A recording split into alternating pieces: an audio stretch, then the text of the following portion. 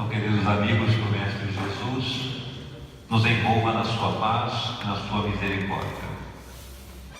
Nós vamos ler aqui e comentar o item 22 do livro Caminho, Verdade e Vida, que se intitula Que Buscais?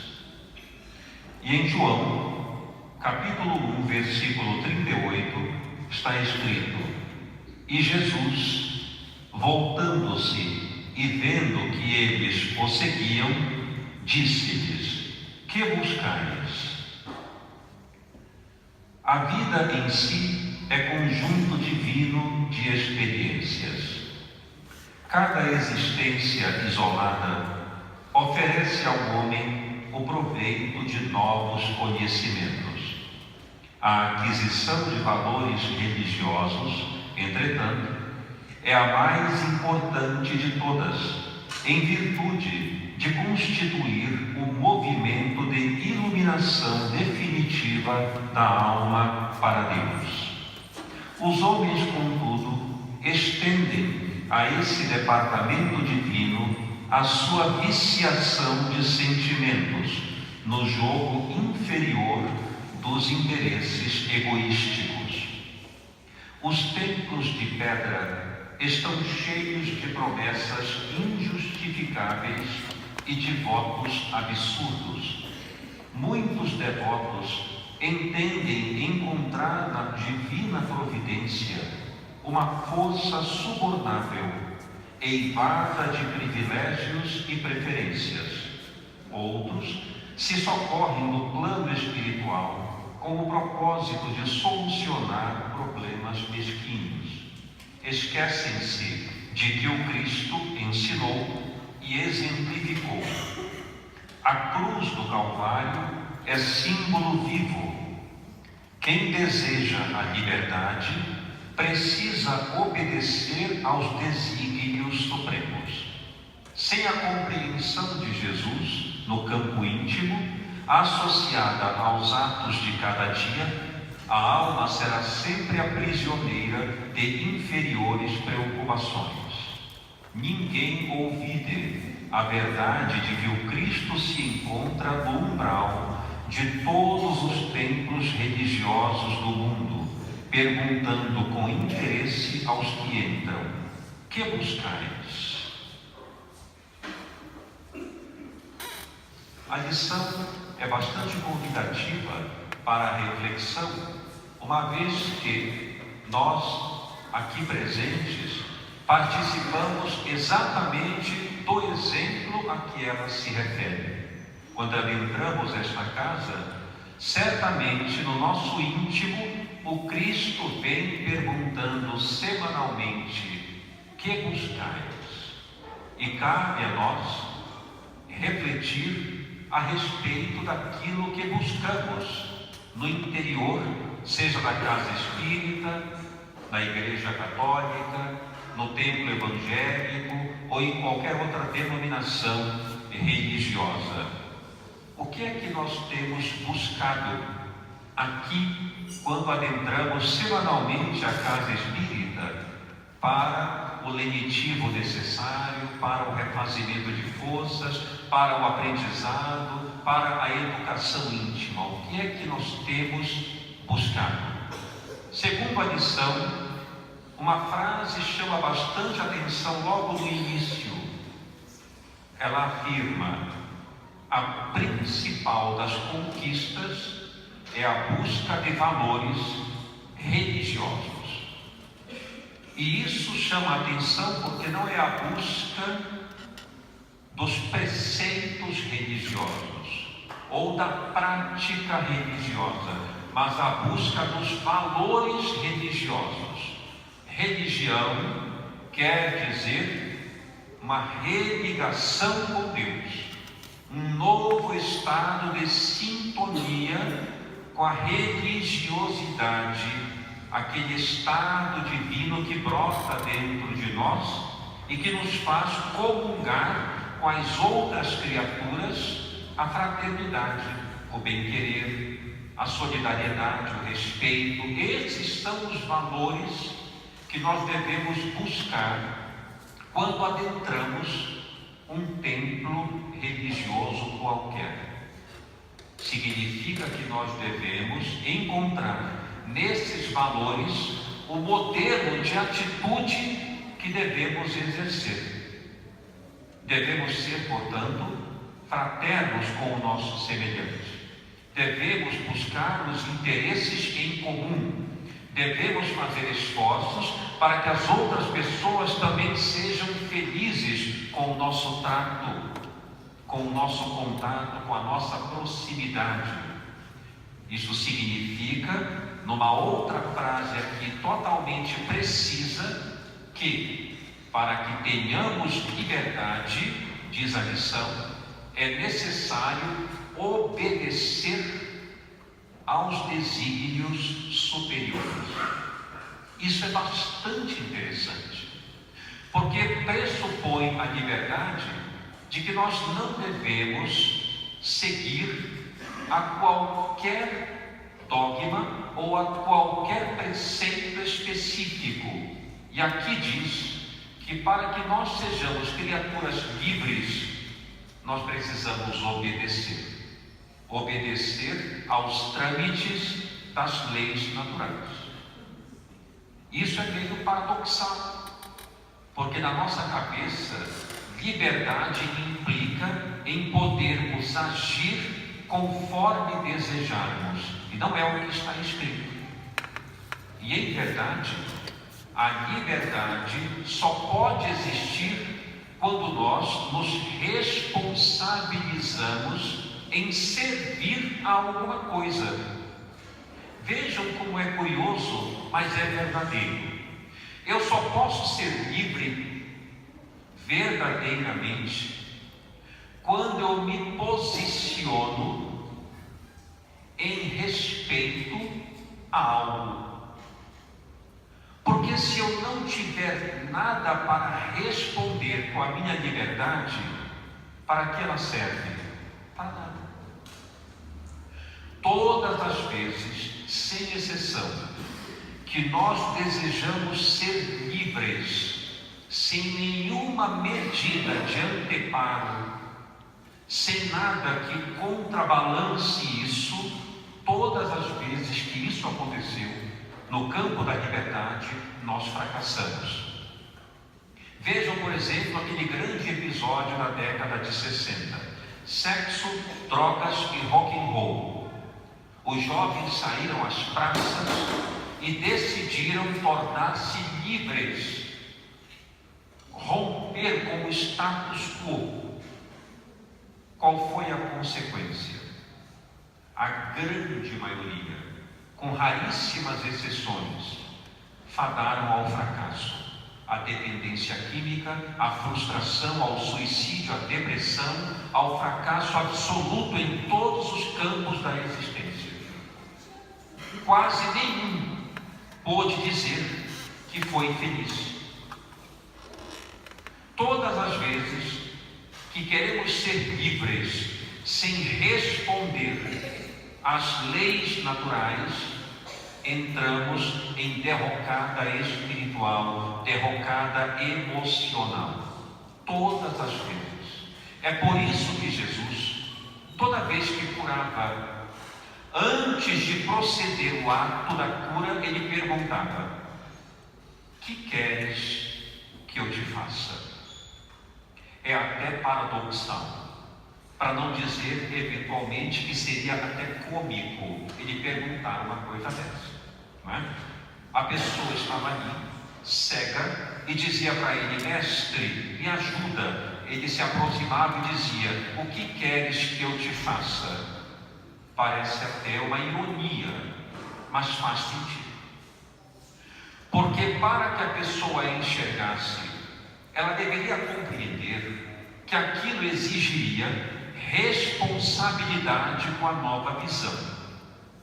Ser livre para ver exige responsabilidade para a visão, para poder atuar com a visão. O paralítico que queria andar, ele também se aproximava e perguntava: que queres que eu te faça? Ele dizia: Senhor, eu quero andar. E ele então completava: mas tu crês que eu te posso curar? Ele dizia: eu creio, então levanta. Essas perguntas são fundamentais do ponto de vista psicológico, porque para que a pessoa possa andar, ela precisa de dois fenômenos interiores. O primeiro, saber por que quer andar. E segundo, acreditar que pode. São dois processos internos que não têm nenhuma relação dela com o Cristo diretamente. Nenhuma. Tanto é que quando a pessoa ficava exultante com aquela nova aquisição, ele dizia: a tua fé te curou. Ele não dizia: fui eu que te curei, lembra disso? Não. A tua fé te curou. Porque todo o processo de cura é um móvel interior que nos faz ganhar uma nova liberdade.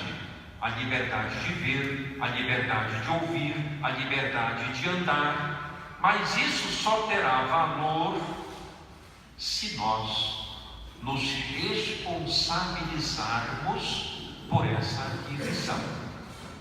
Não basta simplesmente andar. É preciso saber para onde ir.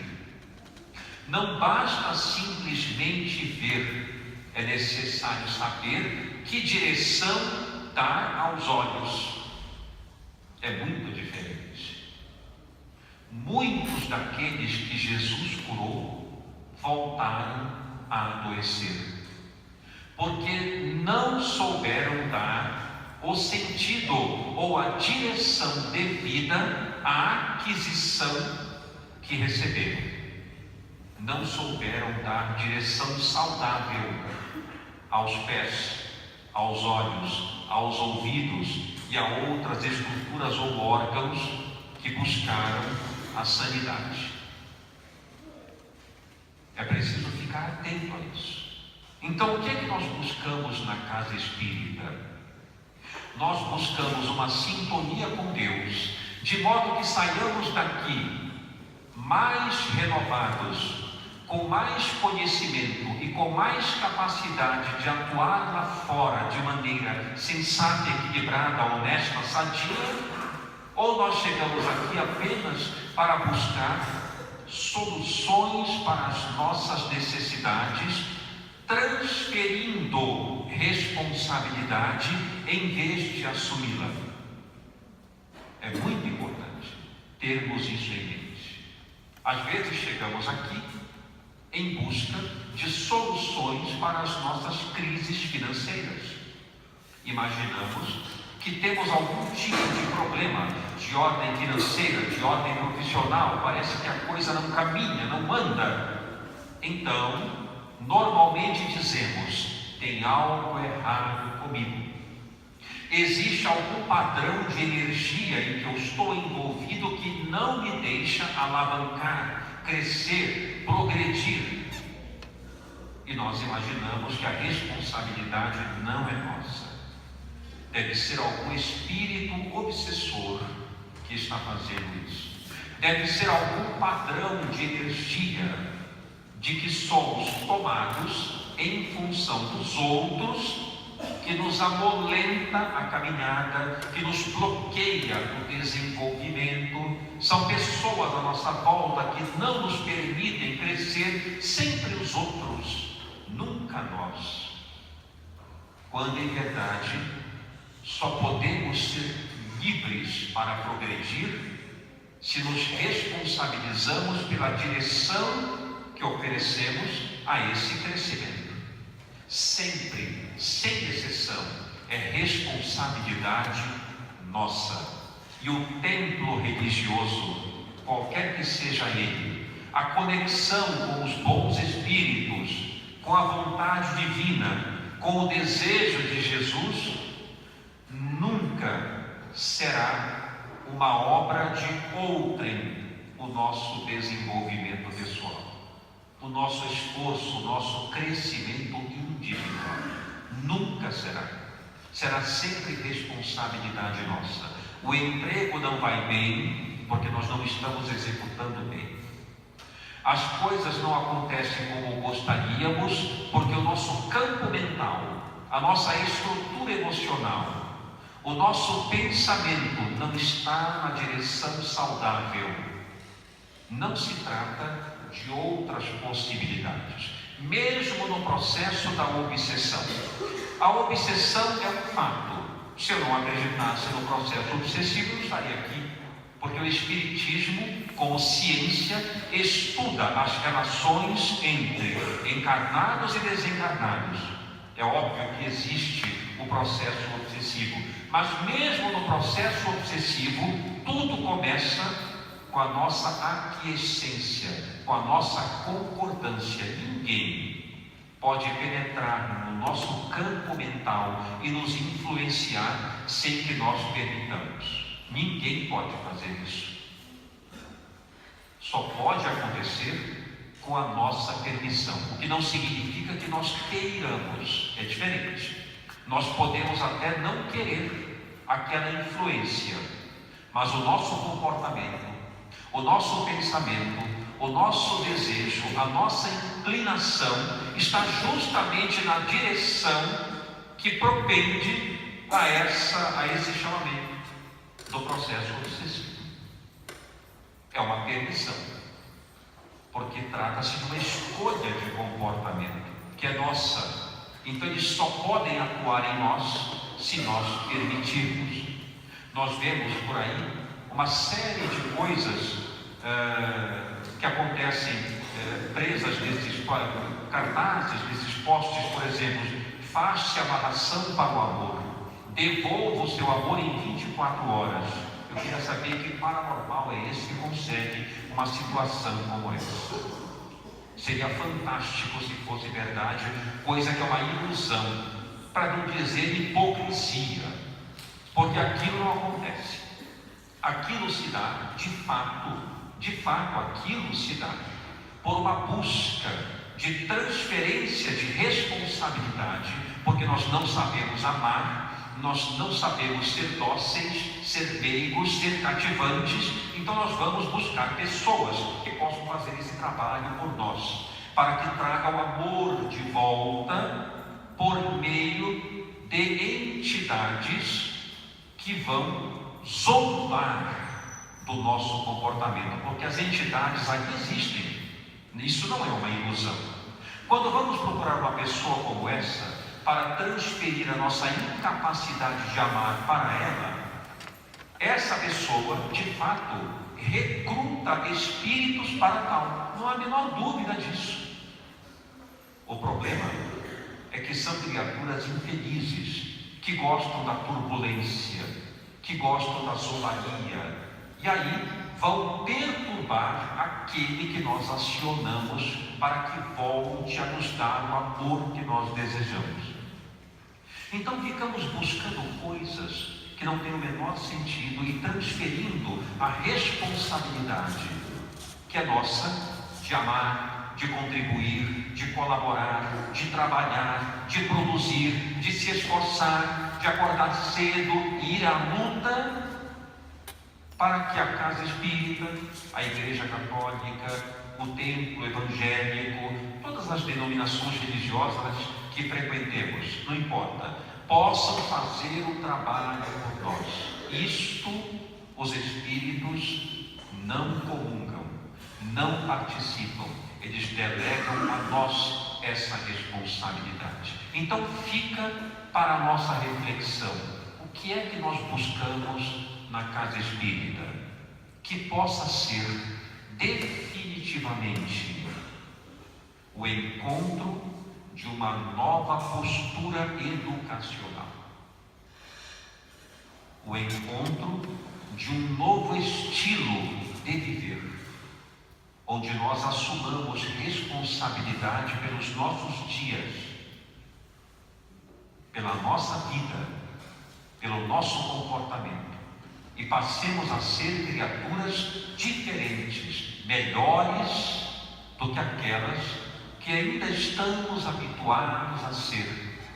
ainda intransigentes, ainda revoltosas, ainda insatisfeitas, queixosas, abandonemos esse estilo de vida e passemos a ser pessoas mais gratas, trabalhadoras, produtivas, cooperativas, e nós veremos então que as coisas começarão a acontecer positivamente para nós. Só pode haver bons acontecimentos quando nós definitivamente decidimos ter domínio sobre a nossa própria existência, sem delegar a outrem responsabilidades que nos cabem. Então fica o questionamento ecoando na nossa mente: o que é que nós buscamos realmente? Que haja paz e luz nos nossos corações. Vamos fazer as vibrações.